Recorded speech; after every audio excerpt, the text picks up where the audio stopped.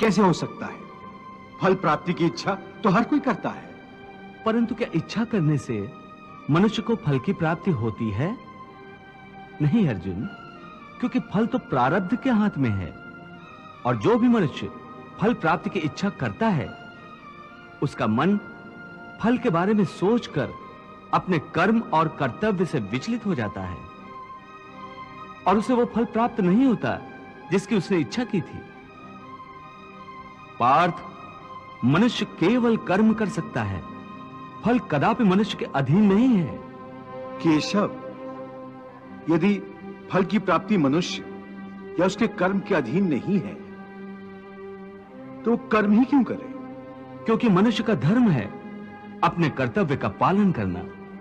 इस कर्तव्य पालन के लिए आवश्यक कर्म करना। परंतु हे केशव, फल प्राप्ति की कामना छोड़ने पर मनुष्य में कर्म करने की प्रवृत्ति उत्पन्न कैसे होगी? यदि फल की इच्छा न रहेगी तो मनुष्य कर्म ही क्यों करेगा? हे अर्जुन, जो साधारण मनुष्य फल की इच्छा से ही कर्म में प्रवृत्त होते हैं, वो सुख दुख आदि के चक्र में फंस जाते हैं। उनकी मन शांति नष्ट हो जाती है।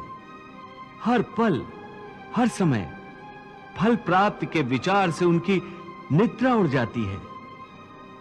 हे पार्थ,